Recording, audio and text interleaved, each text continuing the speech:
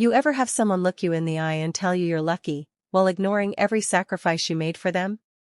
That's what my sister did, after I secretly paid her entire college tuition. Stick with me while I share my story, and if it touches you, don't forget to support our channel by hitting that subscribe button, dropping a like, and sharing it with the people you care about. My name is Bryn. I grew up in Ohio, and when our parents passed away, I became the only person left to take care of my younger sister, Marin.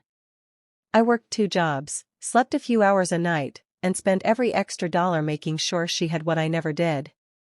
When she got accepted into college, she cried with happiness. I cried too, but for a different reason. I didn't know how I would afford it. Still, I took out loans under my own name and paid every single bill. I never told her. I didn't want her to feel pressure or guilt. I just wanted her to have a chance. After she graduated, she moved to Denver and started a new life. She acted like she had climbed the world alone. When I visited, she made comments about my old car and simple clothes. I tried to ignore it. But one day at a family cookout, she said something I will never forget. In front of everyone, she said, "Bryn, you're lucky you never had real responsibilities like I did." Lucky. That word hit me harder than anything. Lucky, after years of working myself sick so she could stand where she was. Lucky, after paying for everything she had achieved. In that moment, something inside me broke. And everything that came after changed our relationship forever. Bryn learned early that doing the right thing rarely came with applause. When Marin got her acceptance letter, Bryn felt a mix of pride and fear, but she pushed the fear down and focused on what her sister needed. Without telling anyone, she signed paperwork for 2 large loans. Her name alone sat on every line, but she didn't hesitate. She wanted her sister to move forward without worry, even if it meant carrying a heavy weight herself. She created a strict budget and followed it like it was law. Every month, she calculated payments with careful hands, always making sure there was enough to cover the next bill. She never mentioned the strain. Instead, she told Marin that everything was taken care of and encouraged her to focus on her classes. Bryn didn't want her to feel pressure or blame herself for something she couldn't control. Her own life began shrinking in quiet ways. Friends invited her places, but she always found reasons to decline. A coworker asked her out, but she let the moment pass because she couldn't afford dinners or gas for long drives. When her boss hinted at training for a new position, she stepped back, knowing extra hours might interfere with the schedule she depended on. Her world became small, but she accepted it. She packed lunches, patched old shoes, repaired things instead of replacing them, and skipped anything that wasn't essential. She told herself it was temporary. She imagined Marin walking across a stage one day, confident and hopeful, and that image kept her going. There were nights she sat alone, exhausted, staring at numbers that never seemed to shrink. But she held on to one belief: family meant doing whatever you could, even when no one noticed, even when the cost stayed on your shoulders alone. When Marin finished her program, she left for Denver as if the world had opened just for her. She landed a decent position quickly, settled into a modern apartment, and surrounded herself with people who matched her new rhythm. She never paused to wonder how her expenses during those years had actually been handled. She spoke as though grants or automatic assistance had carried her through, never once considering the effort someone else might have made. Time passed before Bryn arranged a trip to see her. She hoped the visit would feel warm, maybe even bring them closer. Instead, from the moment Marin opened the door, something felt off. Her smile was thin, polite rather than genuine, and she spoke with a tone that hinted she believed she'd outgrown the life she came from. Inside, everything was sleek and carefully arranged, as if she wanted her space to broadcast how far she'd come. She guided Bryn from room to room, describing every item like a tour guide showing off a museum collection.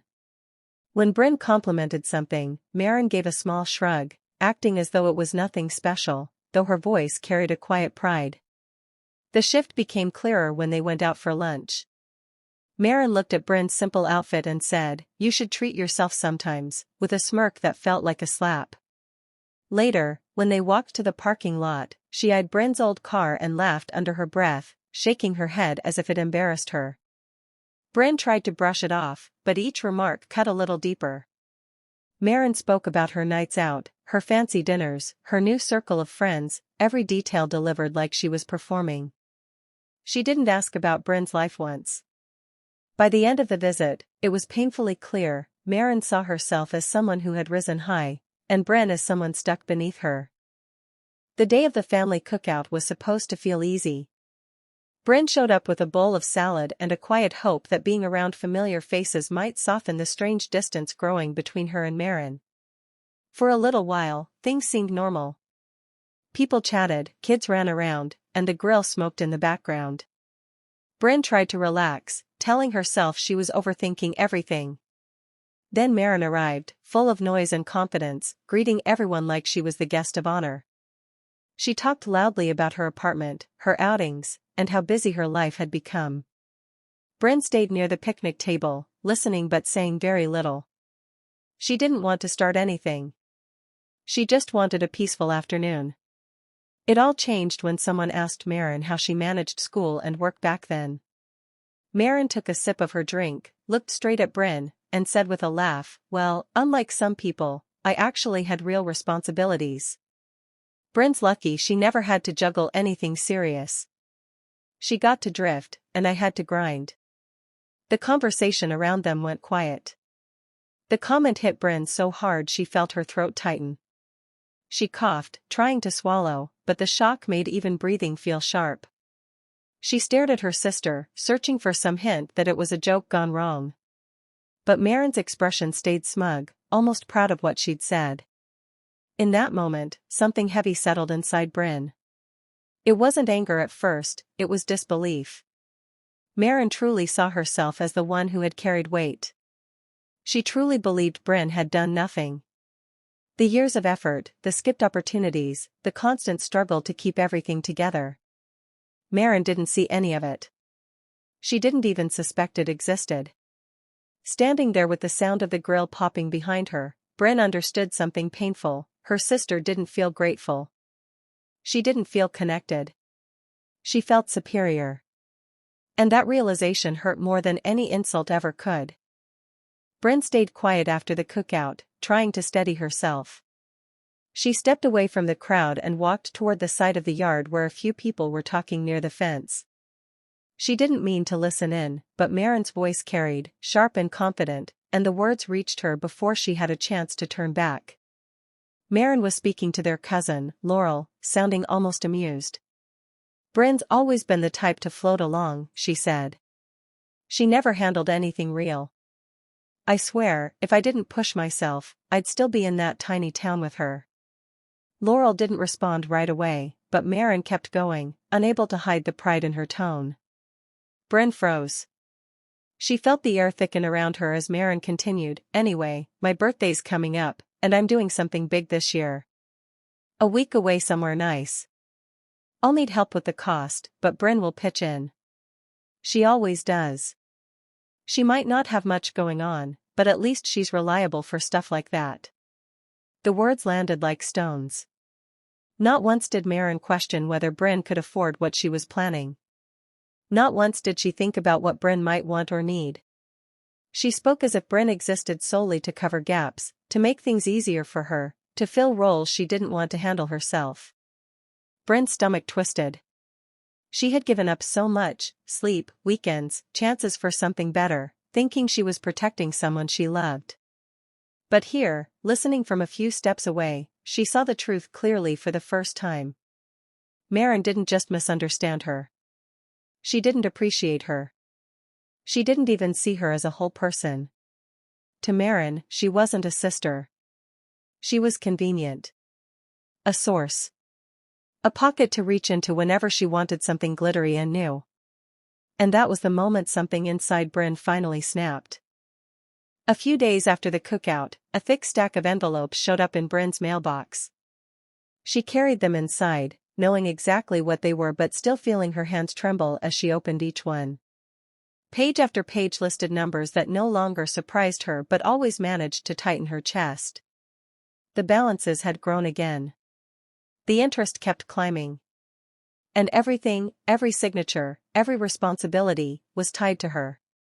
She sat at her kitchen table, staring at the totals, feeling the weight settle heavily across her shoulders. These weren't new debts. She had carried them quietly for years. But seeing them all together made something inside her shift. She couldn't keep pretending this burden didn't affect her life. She couldn't keep pretending Maren would somehow understand without being told. So she picked up her phone and called. Not to demand money. Not to accuse. Just to be honest. When Maren answered, Bren explained calmly. She told her how she had covered every bill during school.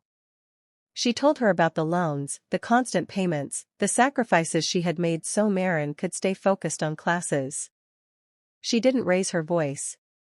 She didn't blame her. She only shared the truth she'd hidden for far too long. There was a pause on the line, and for a moment Bren hoped her sister might finally grasp what had been done for her.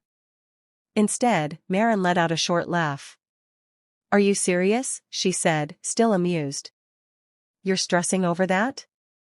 You always get worked up. You shouldn't keep things like that over people's heads. It's done. Move on." Bren felt the floor tilt under her. She hadn't asked for anything, not an apology, not repayment, only understanding. But Maren dismissed everything with a laugh, as if years of quiet struggle were nothing more than a dramatic story Bren was choosing to tell. And in that moment, the last thread of hope Bren had been holding on to slowly unraveled. Bren hung up the phone and sat completely still. The room felt too quiet, like everything around her was waiting for her to finally collapse. She pressed her palms against her eyes, but it didn't stop the tears. They came hard, shaking her whole body, breaking through walls she'd built over years of pretending she was fine. She couldn't remember the last time she let herself fall apart like that. Maybe she never had. Every long shift, every lonely night, every moment she told herself it was worth it, now it all felt bitter. She had spent so much of her life giving to someone who hadn't even tried to understand her. Someone who had treated her effort like a bottomless well she could draw from whenever she wanted. Someone who saw her exhaustion as a choice and her support as a duty. The grief didn't stay soft for long. It changed shape, tightening into something sharper, clearer. She wiped her face and stared at the loan papers still spread across the table. None of it was fair. None of it was right. And she realized she didn't have to keep paying the price for someone who never valued what she'd already given. For years she had convinced herself that loyalty meant pushing through, even when it hurt. Now she understood that loyalty without boundaries wasn't love, it was self-destruction. She wasn't obligated to carry someone who wouldn't even look back to see the weight she held. A quiet strength rose in her, steadier than anger. She didn't want revenge in that moment. She wanted freedom. She wanted her own life back, the one she had put on pause for so long. She gathered the papers, took a deep breath, and made a promise to herself: she would stop being the safety net Maren assumed she could always fall on. From now on, Bren's life would belong to Bren. Bren woke the next morning with swollen eyes and a steadier mind. The hurt was still there, but it no longer controlled her. She pulled out a box she had kept tucked in her closet for years, papers she never expected to use. She spread everything across her dining table, statements with her name printed in bold, proof of payments, confirmations from the university's billing office, even old emails she had saved without really knowing why. Piece by piece, the full picture of what she had carried alone formed in front of her. She sorted everything into neat piles, forcing herself to look at the numbers without flinching. The weight she had once accepted now fueled something different. She wasn't going to suffer quietly anymore. She wasn't going to let her sister pretend none of this existed. When she finally had all the documents organized, she made an appointment with a local attorney whose name she found through a recommendation at work. His name was Clove, and he listened carefully as she explained what she had done and why she had done it. He didn't judge her. He didn't question her motives. He simply reviewed the paperwork with a calm, focused expression. After a while, he looked up and told her plainly that because every payment had been made under agreements that identified Maren as the person receiving the benefit, she had the right to pursue repayment through a civil claim. It wasn't vengeful, it was lawful. It was fair. And it was hers to decide. The words settled over Bryn like a release. She had expected complications, maybe even a dead end, but instead she found a path she hadn't known existed. Clove explained the steps she could take, what documentation would be needed, and what outcomes were possible. As she left his office with a folder in her hands, she felt a calm determination growing inside her. Marin's carelessness had wounded her deeply, but now that pain had shifted into resolve. She wasn't doing this to punish her sister. She was doing it to protect herself, maybe for the first time in her life. Betrayal no longer crushed her, it pushed her forward. The day the notice was delivered, Bryn was at work, quietly finishing a report. Her phone buzzed non-stop until she finally stepped into the hallway to answer it. Marin's voice exploded through the speaker before Bryn could even say hello. She was shouting, tripping over her own words, furious that someone had shown up at her door with legal paperwork. She demanded to know what Bryn thought she was doing, how she could attack her like this, and why she was being so vindictive. Bryn held the phone away from her ear for a moment, letting the noise wash over her. She had expected anger, but hearing it so raw still stung. Marin wasn't confused or hurt, she was offended that someone had dared to hold her accountable. When she finally paused to take a breath, Bryn put the phone back to her ear and spoke with a steadiness she didn't know she had. "Marin," she said softly, "you spent years acting like everything came easy to me. You kept calling me lucky." She took a slow breath. "So if you're going to call me that, let's make sure you're not benefiting from my luck anymore." The line went completely still. No yelling, no protests, not even breathing. For the first time, Marin didn't have a quick answer. Bryn imagined her standing there in her spotless apartment, holding the papers that spelled out a truth she had never bothered to see. When Marin finally spoke, her voice was smaller, but still defensive. She muttered something about betrayal, about how sisters weren't supposed to do things like this. Bryn didn't argue. She didn't explain. She simply said, "I'm done carrying things alone," and ended the call. As she slipped her phone back into her pocket, a strange quiet settled over her, not guilt, not victory, just a peaceful certainty she hadn't felt in years.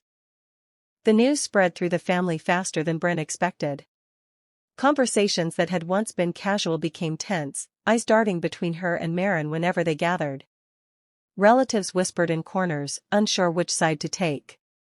Some quietly accused Bryn of overreacting, saying she had been too harsh, that sisters should forgive and forget.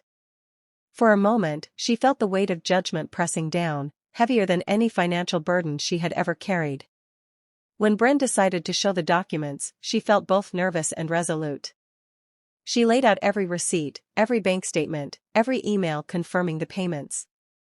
As family members scanned the piles of paper, expressions shifted from doubt to shock. Faces that had assumed she had plenty of help softened with recognition of the sacrifices she had made. Numbers added up quickly, nearly $89,000 spent solely by Bryn to make sure Marin could attend college. Gasps echoed around the room, and a few relatives muttered under their breath, unable to disguise their surprise. Even the aunt who had once defended Marin so staunchly now whispered, "She used you like a bank." The words hung in the air, heavy but true, breaking the illusion that Marin had earned everything herself. Suddenly, conversations changed. People asked Bryn quietly how she managed it all, how she stayed so strong. Sympathy, long denied, shifted toward her. Marin's pride seemed smaller, her arrogance fading under the weight of facts. Bryn watched it unfold without rejoicing, she wasn't seeking approval, but with a quiet satisfaction that finally, the truth was out. For the first time, the family saw her not as the quiet, patient sister in the background, but as the one who had sacrificed everything, and in that recognition, Bryn felt a small but powerful sense of justice settling over her.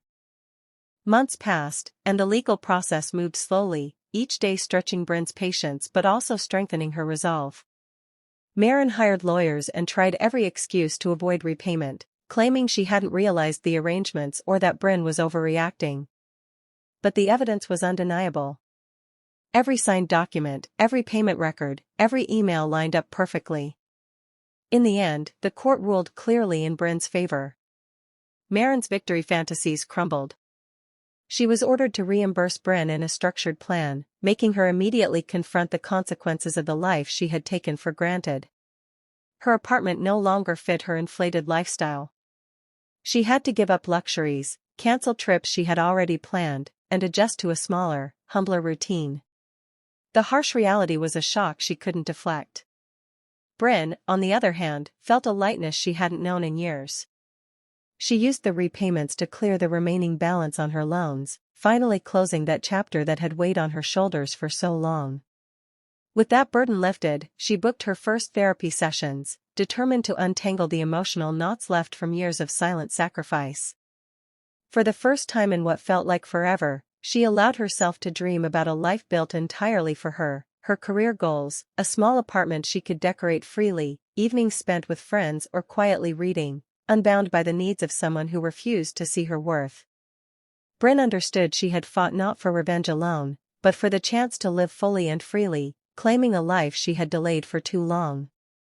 As she sat quietly one evening, looking over the cleared statements and the calendar of her new plans, she felt a calm victory settle in her chest.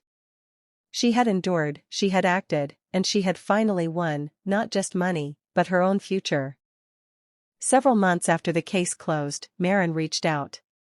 Her messages were tentative, awkward, and heavy with guilt she tried to disguise as concern. She admitted she had been careless, that she hadn't realized the impact of her actions, and she offered apologies that sounded rehearsed. Bryn read the words slowly, feeling a familiar ache at first, but it didn't grow into the desperation it once would have. She realized she didn't need validation from the person who had dismissed her for years. The weight of needing her sister's approval had finally lifted. Bryn didn't reply with anger or sarcasm. She didn't replay the past or demand more acknowledgement. Instead, she let the words sit, letting her own calm clarity guide her response, if any. Standing in the doorway of her small apartment, Bryn took a deep breath and thought about everything she had endured, the sacrifices, the betrayals, the long nights alone, and the bitter realizations that came with each step. She recognized her own strength, the resilience that had carried her through the darkest times. The world hadn't always been fair, but she had made it through on her own terms. Finally, she whispered to herself, a quiet mantra of lessons learned, I wasn't lucky. I was loyal. And loyalty without respect is just self-destruction. I won't make that mistake again. The words settled like a shield, protecting her from repeating old patterns. With a sense of finality, Bryn stepped outside, feeling the crisp air against her face.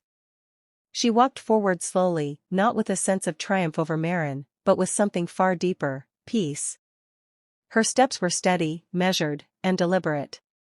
For the first time in years, she was walking toward her life, not anyone else's, not the past, just her own. And in that quiet, determined stride, Bryn finally felt whole. Hey besties! Thanks for sticking with me till end of this emotional ride. Bryn gave everything for her sister, supporting her dreams silently, only to face Desir.